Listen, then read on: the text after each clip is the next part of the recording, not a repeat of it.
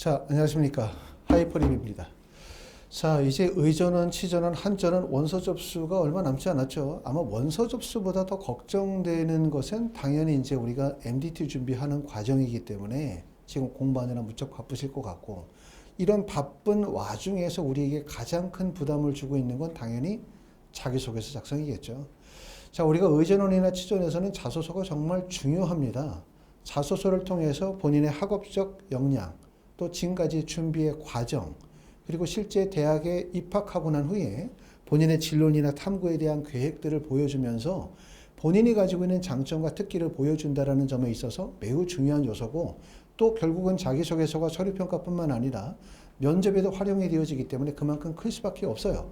하지만 의전원이나 치전원의 원서를 쓰는 학생들이 자소서를 어떻게 써야 될지 잘 모르죠. 이게 자기소개서가 마치 자기 자신을 소개하는 서류다 라는 생각으로 접근하시면 안 되고, 입시에 정말 중요한 서류 중에 하나이기 때문에 신중하게 잘 써야 될 것 같습니다. 자, 이번 시간에 이제 자기소개서 작성에 대해서 설명을 좀 드리게 될 텐데, 제일 먼저 이거부터 한번 설명을 드리려고 해요. 자, 자기소개서 작성 시 주의해야 되는 상황이 뭐냐. 많은 학생들의 자기소개서를 직접 보고 그 다음에 자기소개서의 설계와 구조와 첨삭을 진행하다 보면 어떤 글이 100% 옳은 글이다, 어떤 글이 당연히 잘 썼다, 이렇게 말할 수는 없어요. 보는 사람의 시각에 따라서. 하지만 실제 학생들이 합격하는 사례들을 보다 보면 공통적 특징들을 알아낼 수가 있다. 그래서 우리가 자기소개서 작성 시 주의해야 되는 점에 대해서 한번 말씀을 드리고, 아마 지금쯤 자기소개서를 이미 완성하신 분들도 계시고요. 두 번째는 아직 자기소개서를 완성하지 못해서 걱정이 많은 사람들도 있을 텐데, 한번 제가 말씀을 드리는 얘기를 바탕으로 나의 자소서는 과연 잘 쓰여진 자소서인가 라는 부분을 잘 생각해 보셔야 되고, 자기소개서가 조금 다소 불완전하고 좀 부족하고 뭔가 좀 안 됐다라는 생각이 드는데, 아유, 공부하기 바쁘니까 일단 자기소개서는 제껴두고 그냥 MDT 공부나 열심히 하고 적당히 내야지 라고 생각하시면 절대로 안 됩니다. 말씀드렸던 것처럼 자기소개서는 특히 의전원, 치전원, 한전원에서는 정말 중요해요. 그렇기 때문에 지금이라도 잘못된 부분이 있다면 적극적으로 수정하는 게 좋겠다라는 생각이 듭니다. 첫 번째 어떤 점이 특징이라고 말씀을 드리냐면, 문항별 질문 내용을 정확하게 이해하고 자신의 장점이 드러나도록 구조를 설계하자, 이건데, 이 문항에 대한 질문 내용을 잘 이해를 못하는 경우들이 정말 많아요. 여기서 뒤에서 보시면 질문 내용을 보면, 자, 예를 들어서 이렇게 차의과대학교 의전원의 자소서의 문항이다 라고 하면 우리가 이렇게 써 있어요. 대학 이후의 사회 및 봉사활동이다. 그러면 여기서 사회 및 봉사활동은 뭘까? 이 구분이 정말 애매하죠. 사회활동과 봉사활동을 어떻게 구분하지? 사회활동과 봉사활동이 비슷한 거 아니야? 라고 생각할 수도 있고, 사회활동 그러면 학교 외의 활동을 의미하는 거 아닌가? 그럼 학교 외의 활동이 없는데 적을 게 없지? 이렇게 생각하시는 분들도 많고, 또 지금 보시는 것처럼 대학 이후의 연구 및 연구 관련 교과 활동이라고 하면은 결국은 이건 도대체 어떻게 써야 되는 건지 잘 가름하기가 어려우신 경우들이 많아요. 또 선발되어야 하는 이유와 특장점에 대해서 얘기해봐라. 그럼 이렇게 주어진 질문의 단어에만 매몰되어서 글을 쓰려고 하다 보면은 글의 범위가 매우 한정적이고, 그리고 이 질문에서 주어지는 내용을 정확하게 이해하지 못하는 경우들이 상당히 많은 경우들이 많습니다. 이런 내용들을 먼저 말씀을 드리고 싶고, 두 번째는 자기소개서는 일기가 아니다. 과도한 주장을 삼가하자. 특히 많은 학생들의 글 중에서 나타나는 현상들이 뭐냐면, 본인의 생각과 주장을 강조하는 글을 많이 써요. 그렇죠? 저는 이렇게 생각한다. 의사라는 건 이런 거라고 생각한다. 저는 이렇게 생각한다. 이런 내용들을 많이 쓰는데 꼭 명심하셔야 되는 것은, 자기소개서는 자신의 생각, 자신의 주장을 적는 것이 아니라 무엇을 적는 거냐면 나의 경험, 나의 노력을 토대로 한 자신이 배우고 느낀 점을 적는 거죠. 결국은 느낀 점, 배우고 느낀 점, 자신의 생각이나 자신의 주장을 적는 것은 맞지만, 그 전제적 조건이 바로 뭐여야 한다는 얘기냐면 본인의 활동, 노력, 경험의 토대에서 써야 돼요. 이거 없이 무작정 자신의 생각을 세 줄 이상 나열하게 되어지면 결국은 뭐냐면 공허한 생각에 불과하다. 공허한 생각에 불과하다. 이런 점을 꼭 말씀을 드리고 싶습니다. 결국은 자신의 생각을 말하는 것도 좋지만 글을 읽는 입학사정관이나 교수님들이 나의 글에 대해서 호응하고 감정이입할 수 있어야 하기 때문에 전제적으로 경험과 활동을 토대로 한 글이 되어야 한다고 말씀을 드릴 수가 있고, 세 번째는 결과보다는 과정과 노력 중심으로 구체적으로 기술하자. 결국은 뭐냐면 가끔 학생들이 글을 쓸 때 이런 걱정을 해요. 첫 번째는 나는 쓸 거리가 없어 라고 생각하면 어떤 글을 써야 될지 전혀 모르고, 나는 쓸 게 너무 많아, 활동을 너무 많이 했어. 그러면 대부분의 학생들이 활동 중심으로 나열하는 경우들이 많아요. 글자 천자 내에 저는 이것도 했고 이것도 했고, 대부분 이렇게 쓰죠. 이래서 이렇게 했습니다. 이래서 이렇습니다. 이래서 이랬습니다. 이런 식으로 쓰다 보니까 동기와 계기가 있고, 그리고 성취의 결과만 존재하고 과정 서술이 없는 거예요. 왜냐하면 이렇게 써야만 내가 많은 활동들을 했고 그 활동들을 나열할 수 있기 때문에. 하지만 이렇게 쓴다면 이건 자기소개서가 아니죠. 어차피 우리가 기타 활동 목록표라고 하는 그것을 별도로 제출하기 때문에 활동 목록표를 그대로 자소서로 옮겨놓은 거하고 다르지 않아요. 그렇기 때문에 이렇게 나열식으로 과도하게 내용들을 나열식으로 나열하게 되어지면 결국은 뭐가 없다? 자소서에서 꼭 원하는 거. 다시 말하면 너는 어떤 이유로 이러한 활동들을 했고 그 과정에서 어떠한 노력을 통해서 이러한 성취의 결과를 이루었는지에 대한 설명 없이 무작정 활동 목록표처럼 본인의 활동과 성취만을 강조하는 글을 쓰기 때문에 이러한 글들은 결국은 효과적인 글이 될 수 없다. 이렇게 말씀을 드리고, 또 어떤 분들은 쓸 게 없다고 생각하시는 분들이 계세요. 쓸 게 없다고 생각하시는 분들은 이걸 꼭 생각해 봐야 되는데, 경험이 특별한 것이 아니라 생각이 특별해야 한다. 이런 말씀을 꼭 드려요. 작은 활동이라 하더라도, 그게 작은 활동이라 하더라도 그 활동의 의미와 가치가 있다고 한다면, 또 그 활동을 하는 과정에서 본인이 충분한 노력과 경험 또 진심을 담았다고 한다면 그 작은 활동이 오히려 큰 활동보다 더 가치로울 수 있다는 점을 알아두실 필요가 있고, 자, 네 번째, 특히 이제 학생들이 글을 쓰게 되어질 때 이런 내용들이 있죠. 자, 내가 합격을 하게 되어진다면 대학원에 입학하고 난 후에 본인의 진로와 관련되는 부분을 쓰는 거예요. 그렇죠. 그런 경우들은 대학원의 입학처나 아니면 학과 속의 커리큘럼, 또 대학원의 인재상 등을 인용해서 글을 쓰는 경우들이 많죠. 저는 대학원에 입학하고 난 후에 차의과 의전원에 입학하고 난 후에 저는 서울대학교 치의학전문대학원에 입학하고 난 후에 이렇게 글을 쓰다 보면은 결국은 뭘 쓰게 되냐면 대학의 입학처에 나와 있는 학과 소개 또는 대학에 대한 인재상, 이런 홈페이지에 나와 있는 내용들을 가지고 시간대별로 나열해서 글을 쓰게 되고, 이렇게 글을 쓰면 어떤 특징이 보이시냐? 첫 번째, 다른 학생의 자기소개서와 중복돼요. 특색이 없죠.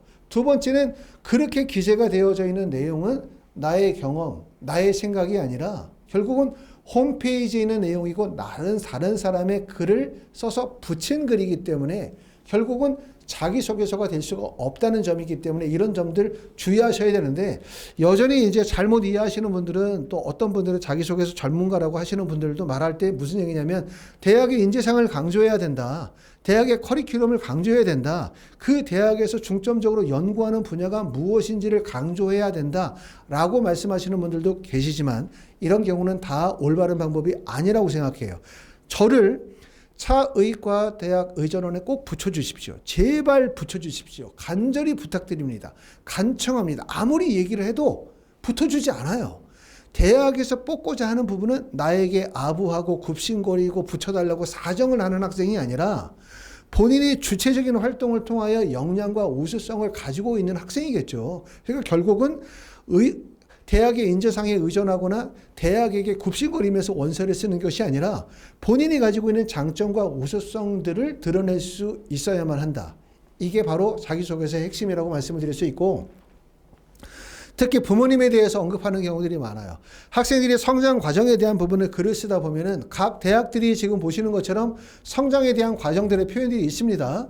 보시는 것처럼 차의과학대학 의전원 같은 경우도 보면은 핵심 가치관과 성장 과정이라는 말이 있어요. 그렇죠? 서울대학교 같은 경우도 성장 과정의 특징과 교육 환경이라는 단어가 있죠. 그 다음에 부산대학교도 보면 성장 배경이라는 단어들이 들어가다 보니까 학생들이 이런 내용들을 어디에서 많이 접근하냐면 성장 배경이니까 가정환경에서 시작을 하는 거예요. 가정환경. 그러니까 가정환경 얘기할 때 우리 아버지께서는, 우리 어머니께서는 뭐 아침에 일어나서 신문을 읽었다. 아침에 일어나서 우리는 매일 같이 밥을 먹으면서 뭐 토의를 했다. 우리 아버지는 뭐 스포츠를 좋아한다. 등산을 좋아한다. 뭐 음악을 좋아한다. 이런 얘기들을 막 쓰고, 그러면서 또 뭐 아버지가 뭐 독서를 좋아하기 때문에 같이 뭐 이런 얘기들을 쓰게 되는데, 첫 번째는 이런 이야기들이 쓰면 안 된다고 말씀을 드리고 싶어요. 왜냐하면 자기소개서는 글자 수가 제한이 되어 있고, 그 제한된 글자 수 내에 내가 가지고 있는 다양한 역량과 색깔들을 보여줘야 되는데, 부모의 이야기, 가정환경들을 쓰다 보면은 결국은 뭐냐면 내가 아닌 부모님에 대해서 이야기하게 되고, 그럼 나의 주체성과 나의 독립성이 결여가 돼요. 그렇죠? 그러면서 자연스럽게 부모님들을 또 이렇게 우상화하거나 아니면 좀 존경의 모습들을 보여주려고 하다 보면 글 자체가 어떤 느낌을 주냐면 부풀리는 경향성도 있고, 거기다가 부모의 직업이나 직장을 이야기하는 건 당연히 말이 안 되기 때문에 쓸 필요가 없겠죠. 그래서 부모의 직업이나 직장에 대해서 쓰는 것뿐만 아니라 성장 배경이나 과정을 쓸 때도 부모의 가르침, 가정의 환경에 대해서 자꾸 언급하는 거 좋지 못합니다. 어떤 분들은 심지어 뭐 이런 것도 쓰시는 분들이 계세요. 뭐 유복한 환경에서 자랐다. 우리 집에는 차가 4대였었다.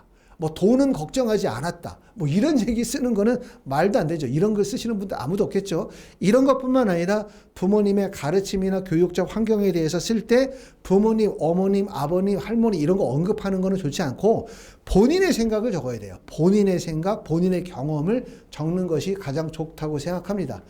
자, 그 다음에 이제 7번 쓸 때 모든 학생들이 약점이 다 있어요. 더군다나 우리가 의전원이나 치전원의 원서를 쓰는 학생들 중에서 아무래도 의전원이 생명과학을 기본으로 하다 보니까 내가 만약에 학과가 생명과학이 아니라 나는 컴퓨터공학과였어.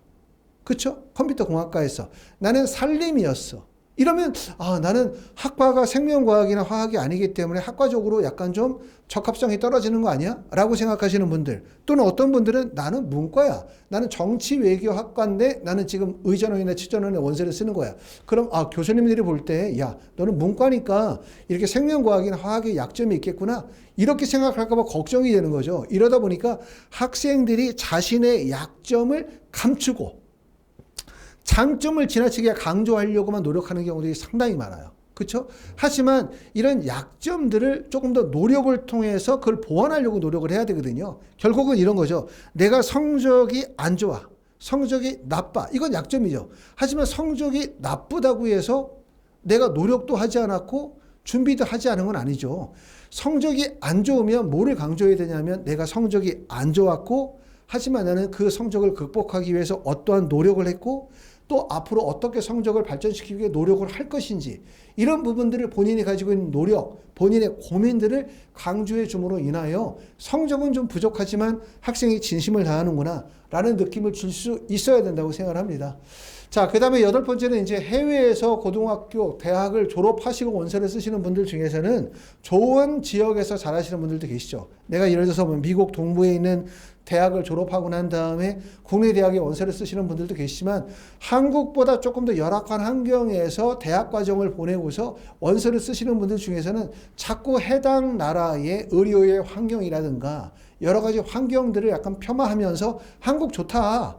그리고 의과대학 정말 좋다. 서울대 정말 좋다. 이렇게 강조하다 보니까 상대적으로 비교하면서 내가 거주하거나 살았었던 국가나 문화들을 폄하하는 경향들이 있는데 이런 거 좋은 태도가 절대로 아니라는 점을 꼭 알아두실 필요가 있어요. 정리하면은 어떤 점이냐면 자기소개서는 결국은 학습과 활동의 동기와 노력의 과정서술이 정말 중요하다. 과정서술이에요. 동기와 결론만을 쓰는 것이 아니라 그 다음에 대학의 입학처의 커리큘럼이나 인재상을 이용하면 한 줄만 읽어도 뻔한 글이 된다는 점을 꼭 알아두실 필요가 있습니다.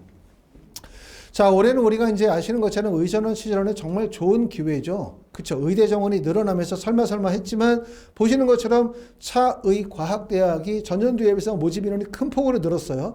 일반 전형이 전년도에 36명이었고 올해는 37명으로 늘었고 경기 북부 우수자 전형도 4명에서 8명으로 늘었기 때문에 의전원은 전년도에 42명을 선발했지만 올해 41명, 정원 내 선발만 81명 선발했기 때문에 41명이 늘었고요.